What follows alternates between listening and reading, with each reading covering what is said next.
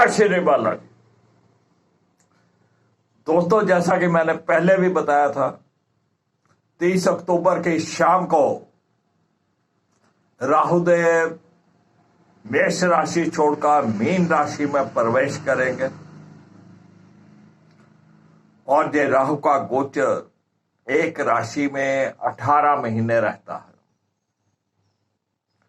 अब राहु का गोचर मीन राशि में 18 महीने रहने वाला है और ये बड़े ग्रह जो बहुत देर तक एक ही राशि में रहते हैं, राहु और केतु 1.5 साल एक ही राशि में रहते हैं, बृहस्पति देव 13 महीने एक राशि में रहते हैं और शनि देव 2.5 साल एक राशि में रहते हैं। तो इन 4 बड़े ग्रहों के ऊपर ही गोचर निर्धारित रहता है, उसी के ऊपर बेस्ड रहता है। जो हमारी समस्याएं दिनों के हिसाब से होती हैं, जब महीनों के हिसाब से होती हैं, उसको बाकी के ग्रहों के गोचर से देखा जाता है। लेकिन 1 साल का 1.5 साल का जो ग्रहों का प्रभाव है वो इन्हीं 4 बड़े ग्रहों के प्रभाव से देखा जाता है। अब राहुदेव मीन राशि में आ गए हैं और 1.5 साल इसी राशि में रहेंगे। और आज के इस वीडियो में हम बात करेंगे वृषभ लग्न की। वृषभ लग्न के लिए राहु का ये गोचर क्या फल देगा और क्या उपाय कर सकते हैं, क्या सावधानियां रखनी है, बताऊंगा मैं। बने रहेगा मेरे साथ इस वीडियो के अंत तक।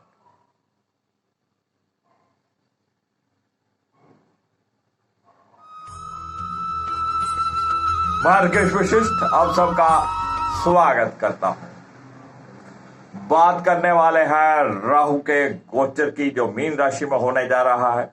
वृषभ लग्न के लिए क्या प्रभाव देगा राहु का ये गोचर? वृषभ लग्न के एकादश भाव में होगा। 1.5 साल राहु वृषभ लग्न के एकादश भाव में रहेंगे। और एकादश भाव किन बातों को रिप्रेजेंट करता है? एकादश भाव हमारी आय से संबंधित है, हमारी इच्छा पूर्ति से संबंधित है, जो हमारी इच्छाएं होती हैं उनसे संबंधित है और बड़े भाई बहनों से भी संबंधित है। और राहु का आय भाव में जाना आसानी से आय तो नहीं होने देगा। बहुत मेहनत करनी पड़ेगी, बहुत भाग दौड़ करनी पड़ेगी वृषभ लगन वालों को। और ये भाग दौड़ और मेहनत ही हार्ड वर्क है, हमारा कर्मा है। यानी कि कर्म हमें अपनी मेहनत करने का, वो हमारा कर्म है। और राहुदेव शनि की भांति कार्य करते हैं और शनि जो कि कर्म प्रधान है, और शनि का गोचर वृषभ लग्न के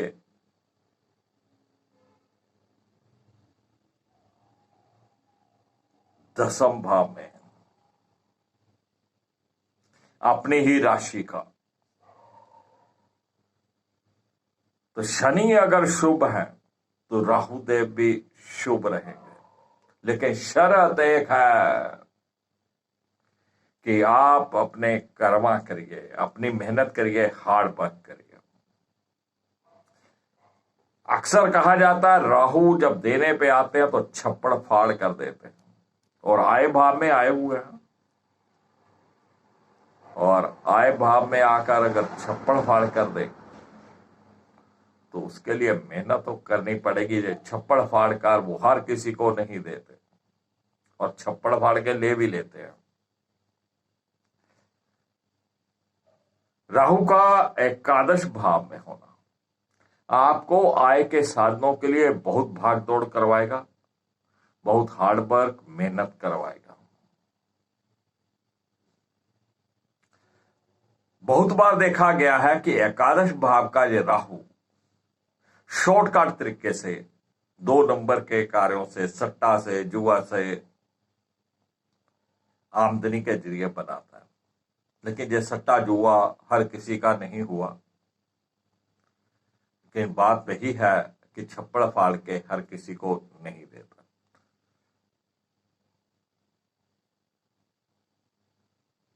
राहु का एकादश में रहना कहीं ना कहीं आपको अपनी इच्छाओं को पूर्ति के लिए भी थोड़ा कंट्रोल करना पड़ेगा। कहीं ना कहीं ये रुकावट रखेगा। जो आपकी जायज इच्छाएं हैं उनको मेहनत के द्वारा पूरा किया जा सकता है। बड़े भाई बहनों के साथ संबंध बहुत ज्यादा मधुर नहीं रहने वाले। कभी कभार उनका सहयोग मिलेगा, कभी कभार नहीं मिलेगा। तो बड़े भाई बहनों के साथ थोड़े संबंध मध्यम रह सकते हैं। ये एकादश भाव से राहु की जो पंचम दृष्टि रहेगी वो तृतीय भाव के ऊपर रहेगी। और तृतीय भाव जिसपे पाप ग्रहों की दृष्टि हो या पाप ग्रह बैठे हो तो तृतीय भाव अच्छा फल करता है। तो राहु जैसे ग्रह की तृतीय भाव पे दृष्टि होने से आपके पराक्रम में वृद्धि होगी, आपके बाहुबल में वृद्धि होगी और आप अपनी एफिशिएंसी, अपना हार्ड वर्क, जो भी आपके कार्य करने की शक्ति है उसको निकालेंगे बाहर। जब वो शक्ति निकल कर बाहर आएगी और आप हार्ड वर्क करेंगे, मेहनत करेंगे, तो निश्चित रूप से धन के आने के रास्ते, आय के आने के रास्ते बढ़ते चले जाएंगे। और ये भी कहा जाता है कि राहु जिस राशि में बैठे होते हैं उस राशि के स्वामी का फल के अनुसार वो अपना फल देते हैं। अब मीन राशि के राहु हैं एकादश भाव में और मीन राशि का स्वामी बृहस्पति 12वें भाव में है। तो विदेश से संबंधित आय के साधन जहां पर पैदा हो सकते हैं, जो इंपोर्ट एक्सपोर्ट का कार्य करते हैं, जो मल्टीनेशनल कंपनी के साथ जुड़े हुए हैं, उनके लिए बेहतरीन समय रहने वाला है। लेकिन जितने पैसे आएंगे वो साथ ही साथ कहीं ना कहीं खर्च होने की संभावनाएं हैं, क्योंकि आय भाव का स्वामी व्यय भाव में बैठा हुआ है। और ये स्थिति अक्टूबर के एंड से लेके यानी कि नवंबर से लेकर मई तक ऐसी रहने वाली है। लेकिन बृहस्पति 12वें भाव में बैठे हैं, अच्छे कार्यों के ऊपर, शुभ कार्यों के ऊपर खर्च होने की संभावना है। और ये अच्छे कार्य या शुभ कार्य जैसे किसी संतान की शादी कर लेना, कोई तीर्थ यात्रा कर लेना, कोई जगह जागरण करवा लेना, सत्संग करवा लेना, कोई घर प्लॉट ले लेना, इस तरीके के अच्छे कार्यों के ऊपर खर्च करवाएंगे। राहु की यही दृष्टि तृतीय भाव के ऊपर पंचम दृष्टि रहेगी। दोस्तों, मित्रों और अड़ोसी पड़ोसियों के साथ मध्यम संबंध रहेंगे, उनका सहयोग मध्यम मिलेगा। लेकिन आपको अपने भुजाओं पे भरोसा रखना है, अपनी मेहनत पे भरोसा रखना है। और ये मेहनत ही आपको आय के साधनों में बढ़ाने में मदद करेगी। राहु की एकादश भाव से जो सप्तम दृष्टि रहेगी वो पंचम भाव पे रहेगी। और पंचम भाव होता है हमारी संतान का, विद्या का, बुद्धि का, युवा सत्ता, लॉटरी, प्रेम प्रसंग। तो विद्यार्थी वर्ग, जो वृषभ लगन का विद्यार्थी वर्ग है, उसके लिए समय अच्छा नहीं है। ये राहु की दृष्टि उनके कंसंट्रेशन को तोड़ देगी। वो अपनी स्टडीज में पूर्ण रूप से कंसंट्रेट नहीं कर पाएंगे, बस बैठ जाएंगे किताब लेके, ध्यान कहीं और। जितनी देर वो पढ़ने बैठे रहेंगे ध्यान कहीं ना कहीं घूमता रहेगा, स्टडी में कंसंट्रेट नहीं कर पाएंगे। और वो आउटपुट जो उनमें है कि थोड़ा पढ़ के ज्यादा याद कर लेना, वो अब नहीं नजर आएगी। तो विद्यार्थी वर्ग को अभी से अलर्ट हो जाना चाहिए अपनी स्टडीज में। ये 1.5 साल राहु जहां पर उनका स्टडीज में मन नहीं लगने देगा, और जिनका राहु, वृषभ लगन वालों का जिनका राहु एकादश भाव में ही है या पंचम भाव में है या लगन में है, और उसकी उनको दशा या अंतरदशा भी चल रही हो राहु, तो ऐसे विद्यार्थी बहुत ज्यादा अलर्ट हो जाएं। 0, यानी कि ऐसी स्थिति आ जाएगी कि वो पढ़ाई में कुछ कर ही नहीं पाएंगे। तो विद्यार्थी वर्ग के लिए राहु का गोचर बहुत अच्छा नहीं है। अब विद्यार्थी वर्ग को करना क्या चाहिए? मां सरस्वती की आराधना। राहु की जो देवी है वो मां सरस्वती है।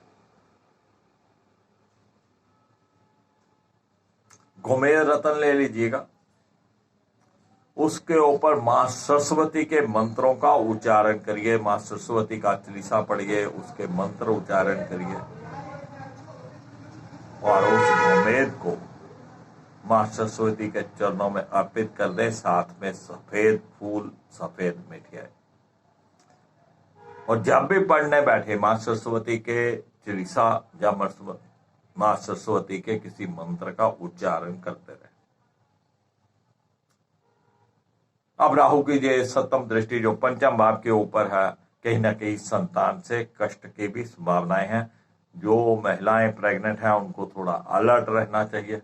जिनके बच्चे बड़े हैं उनको अपने बच्चों पर नजर रखनी चाहिए। कहीं ना कहीं आपके बच्चे किसी गलत संगत में या कुछ ना कुछ गलत कार्य कर सकते हैं। और जो प्रेम प्रसंग के मामले हैं, प्रेमी प्रेमिकाओं का आपसी जो मिलन होता रहता है या कोई प्रेम प्रसंग है, वहां पर भी राहुदेव बाधाएं उत्पन्न करने वाले हैं। कोई ना कोई प्रॉब्लम्स यहां पे क्रिएट होती रहेगी। और जो शेयर मार्केट वगैरह में इंटरेस्ट रखते हैं या जुआ सट्टा में इंटरेस्ट रखते हैं, उनके लिए कुछ अच्छा समय हो सकता है, लेकिन हम ये सलाह नहीं देते कि आप ये कार्य करें। तो राहु की ये दृष्टि कहीं ना कहीं आपकी बुद्धि को भी भ्रमित करेगी, क्योंकि पंचम भाव हमारी बुद्धि का भी है। तो फैसला लेते समय बहुत सोच समझ कर चलिएगा। अब एकादश भाव से राहु की जो नवम दृष्टि रहेगी वो सप्तम भाव के ऊपर रहेगी, और राहु का जो सप्तम भाव पे देखना वैवाहिक जीवन के लिए बहुत अच्छा नहीं है। आपके लाइफ पार्टनर की सेहत में उतार चढ़ाव हो सकते हैं, आपके आपसी मतभेद उत्पन्न हो सकते हैं। तो ये राहु वैवाहिक जीवन में उथल पुथल देने के लिए आ गया। जो विवाह योग्य हैं, जिनके लिए लड़का या लड़की देखे जा रहे थे, अब ये राहु उनके विवाह कार्य में रुकावट पैदा करेगा। जिनका रिश्ता तय हो चुका था उनके लिए समस्या खड़ी कर देगा। कोई ना कोई बात ऐसी हो जाएगी, कोई वहम भ्रम की स्थिति उत्पन्न हो जाएगी जिससे रिश्ता टूटने के कगार पे आ जाए। तो यह समय वैवाहिक जीवन के लिए बहुत अच्छा नहीं है।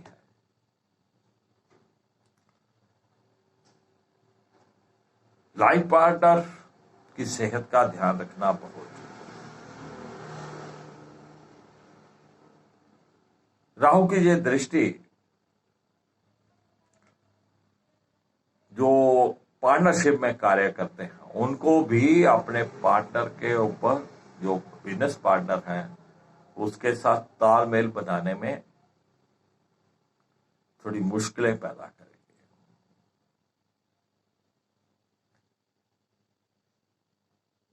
लेकिन ये स्थिति जो है ये मई तक बनी रहेगी, मई 2024 तक। मई 2024 के बाद जब बृहस्पति देव राशि बदलकर आपके लगन में आ जाएंगे, तब इन समस्याओं का हल होना धीरे धीरे शुरू हो जाएगा। तब जो आपकी विवाह शादी की बात रुकी हुई है वो आगे बढ़ेगी। पति पत्नी संबंध कुछ मधुर होने लगेंगे। तो नवंबर से लेकर मई तक कुछ न कुछ रुकावटें हैं वैवाहिक जीवन में। अब राहु जो कि एकादश भाव में है, केसर का तिलक, हल्दी का तिलक आप अक्सर करते रहे। 4 किलो जौ, जो कि अनाज होता है, जौ दूध के साथ गीले करके या भिगोकर कहीं चलते पानी में जल प्रवाह करें।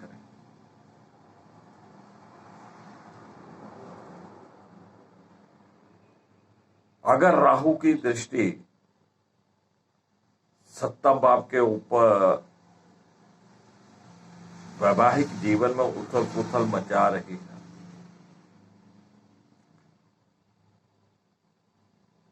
तब एक नारियल उसके ऊपर अपनी हाइट के बराबर मोली बांधकर और दोनों हस्बैंड वाइफ अपनी बॉडी से एंटी क्लॉकवाइज 7 टाइम्स घुमाकर किसी मंदिर में या किसी धार्मिक स्थान में या चलते पानी में जल प्रवाह करें तो अति उत्तम रहेगा। तो फ्रेंड, ये था राहु का गोचर, जो कि वृषभ लगन के लिए क्या फल देगा उसके ऊपर चर्चा की है। मेहनत के ऊपर भरोसा रखिए। जितनी आप मेहनत करेंगे, अपने कर्मा सही रखेंगे। और हमारा कर्म क्या है कि हम हार्ड वर्क करें, मेहनत करें। अब आय के साधन बैठे बैठे नहीं हो जाएंगे, उसके लिए मेहनत करना ही पड़ेगा।